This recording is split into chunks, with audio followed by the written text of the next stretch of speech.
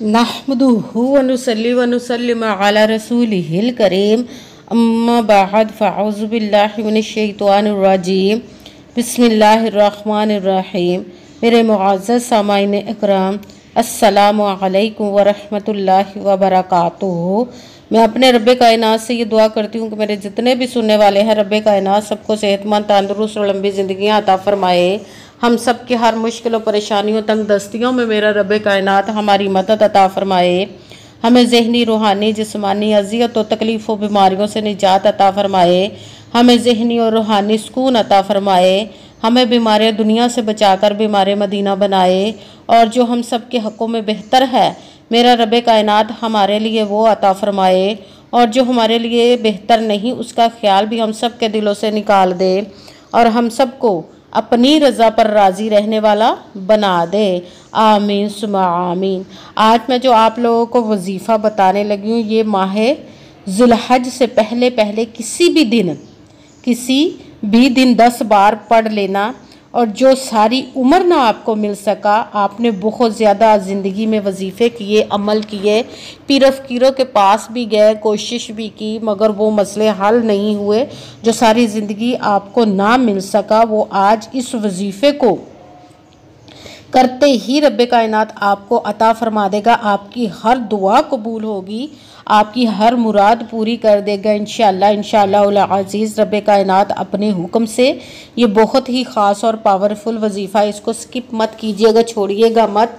आप ज़िलहज शुरू होने से पहले किसी भी दिन इस वजीफ़े को पढ़ लीजिएगा और पढ़ते ही रब्बे कायनात के मोजज़ात को अपनी ज़िंदगी में देखिएगा कि आपकी ज़िंदगी कैसे रब्बे कायनात बदल देगा, आपकी मुश्किलात और परेशानियों को कैसे दूर कर देगा और आपकी गैबी ख़जानों से कैसे मदद अता फरमाएगा। इसको स्किप मत कीजिएगा, जैसे ही वीडियो मिले फ़ौरन कर लीजिएगा। अगर फ़ौरन नहीं कर सके तो इस वीडियो को अपने पास सेव कर लीजिएगा और माह ज़िलहज शुरू होने से पहले पहले ज़रूर पढ़ लीजिएगा। और पढ़ते ही रब्बे कायनात आप पर करम अता फरमाएगा। आज आप इस वजीफ़े को किसी भी मकसद, किसी भी हाजत के लिए पढ़ सकते हैं। आपका अपना घर नहीं, घर ख़रीदने के लिए पढ़ सकते हैं। आपके पास अच्छी जॉब नहीं, जॉब लेने के लिए पढ़ सकते हैं। आपका अच्छा भला कारोबार चलता हुआ बंद हो गया है, उसके लिए पढ़ सकते हैं। बंदिश है, जादू टूना, हसद है, कुछ भी है, उसके लिए पढ़ सकते हैं। आपकी शादी नहीं हो रही या आपके बच्चों की शादियां नहीं हो रही, उसके लिए पढ़ सकते हैं। आप पर बहुत ज़्यादा कर्ज है, उतरने का सबब नहीं बन रहा, उसके लिए पढ़ सकते हैं। आपके घर में कोई बीमार है या आप खुद बीमार है, उसके लिए पढ़ सकते हैं। आपकी औलाद नाफरमान है, उसको फर्मा बरदार बनाने के लिए पढ़ सकते हैं। आपके घर में लड़ाई झगड़े नचाकी परेशानी है, उसके लिए पढ़ सकते हैं। आप किसी के दिल में मोहब्बत डालने के लिए पढ़ सकते हैं। इस वजीफ़े को किसी भी मकसद, किसी भी हाजत के लिए आप पढ़ सकते हैं। मगर जब पढ़ने लगे तो रब्बे कायनात की ज़ाते पाक पर यकीन कामिल रख के पढ़िएगा। कहते हैं कि यकीन कामिल होता है, पीर कामिल नहीं होता। और अच्छी नीयत रख के कीजिएगा कि रब्बे कायनात कुरान पाक में इरशाद फरमाता है, इन्नमल अमालु बिन्नियात, कि जो अमलों का दारोमदार होता है वो नीयतों पर होता है। अगर हमारी नीयत अच्छी है तो हमारा अमल भी अच्छा होता है, और अगर हमारी नीयत ही अच्छी नहीं तो हमारा अमल भी अच्छा नहीं होता। चाहे हम जितनी मर्ज़ी मेहनत कर ले, जितनी मर्ज़ी कोशिश कर ले, उसका अजर, उसका फल हमें अच्छा नहीं मिलता। इसलिए अच्छी नीयत रख के, पुख्ता यकीन रख के और 5 वक़्त की नमाज की पाबंदी लाजमी रखनी है। फिर इस वजीफ़े को कीजिएगा और जब वजीफ़ा करें तो रब्बे कायनात की ज़ाते पाक पर यकीन रखिएगा। अपने दिल में ज़रा सा भी वसवसा नहीं लाना कि कैसे हमारा ये मसला हल होगा। ये सब उस ज़ाते पाक पर छोड़ दीजिएगा। इस आपकी मेहनत का अजर, इसका फल देना उस ज़ाते पाक का काम है, क्योंकि उसकी दस्ते कुदरत से कोई चीज़ बाहर नहीं। उसके कुन कहने की देर है और फयाकुन हो जाता है। आपने मेहनत करने के बाद उसके कुन का इंतज़ार करना, इंशाअल्लाह आपके मसले हल हो जाएंगे। और अगर वीडियो अच्छी लगे तो इसको लाइक ज़रूर कीजिएगा और आगे भी शेयर कर दीजिएगा, ताकि किसी दूसरे को हमारी वजह से फ़ायदा पहुंचे, तो हमारे लिए सदका जारिया बन जाए। और जो नए हैं इस चैनल पर, इस चैनल को सब्सक्राइब कर लें और बेल आइकन को भी दबा लें, ताकि मेरी अगली आने वाली वीडियो आप तक पहुंच सके। और अगर कोई मुझसे किसी मसले के बारे में इस्तिहारा करवाना चाहते हो या किसी काम का हिसाब लगवाना चाहते हो या किसी काम के लिए वजीफ़े का पूछना चाहते हो या कुरान पाक ऑनलाइन पढ़ना चाहते हो या महफिल मिलादुन नबी के लिए बुलवाना चाहते हो तो व्हाट्सएप का नंबर वीडियो पर चल रहा है, आप लोग मुझसे रब्ता कर सकते हैं। अगर मेरे भाई या बुज़ुर्ग मुझसे रब्ता करना चाहते हो तो व्हाट्सएप पर वॉइस मैसेज करके मुझे अपना मसला बता सकते हैं। अगर बहनें या माएँ मुझसे रब्ता करना चाहती हो तो व्हाट्सएप पर वॉइस कॉल करके मुझसे बात कर सकती है, अपना मसला बता सकती हैं। आपने वजीफ़ा करने से पहले कमेंट्स में अपना नाम और जहाँ आप रहते हैं उस जगह का नाम ज़रूर लिखना ताकि मैं भी आप लोगों के लिए दुआ कर सकूँ और फिर वजीफ़े की भी आप लोगों को इजाज़त मिल जाएगी। आपने पूरी वीडियो को ध्यान के साथ सुन के समझ के फिर वजीफ़े को करना। ऐसा ना हो कि वीडियो को स्किप कर करके छोड़ छोड़ के सुने और कोई बात रह जाए और फिर आप वजीफ़ा करने लगे और वो ठीक ना हो। आपने किसी अमल में ना तो कम करके पढ़ना ना ही ज़्यादा बढ़ा कर पढ़ना है।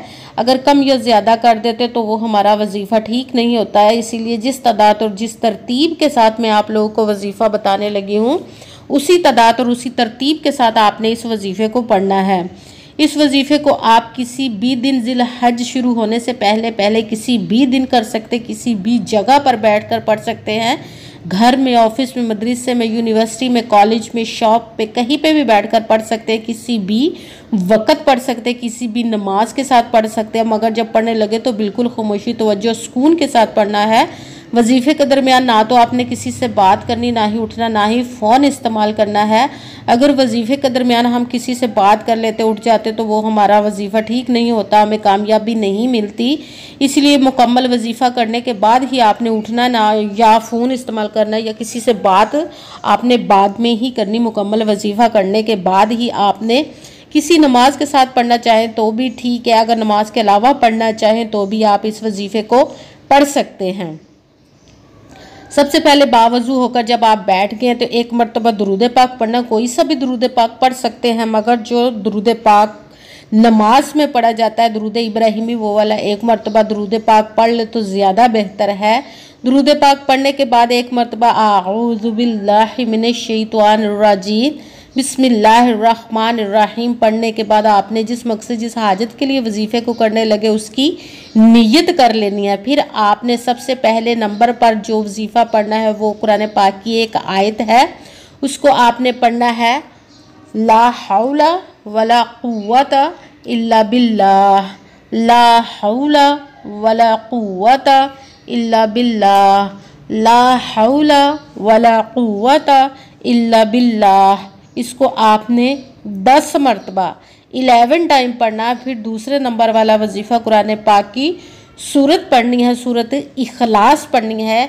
उसको पढ़ना है आपने बिस्मिल्लाहिर्रहमानिर्रहीम कुल हुवल्लाहु अहद अल्लाहुस समद लम यलिद वलम यूलद वलम यकुल्लाहु कुफुवन अहद। सूरत इखलास को आपने 10 मरतबा 10 टाइम पढ़ना है। सूरत इखलास को जब 10 टाइम पढ़ेंगे तो हमें कहते हैं कि ये सूरत इखलास को 3 मरतबा जब पढ़ते हैं तो एक कुरान पाक का सवाब मिलता है। तो हमें यहाँ पे 3 से ज़ायद कुरान पाक का सवाब भी मिलेगा और हमारे मसलात के हल भी मिलेंगे इंशाअल्लाह अज़ीज़। आपकी 10 हाजात ऐसी जो बहुत ज़्यादा ज़िद्दी, जो पूरी नहीं हो रही, वो इस सूरत के पढ़ते ही, इस अमल को करते ही 10 वो हाजात आपकी रब कायनात अपने हुक्म से पूरी अता फरमा देगा। जब 10 मरतबा सूरत इखलास पढ़ने के बाद आपने तीसरे नंबर वाला वजीफ़ा अल्हम्दुलिल्लाहि या रब्बी,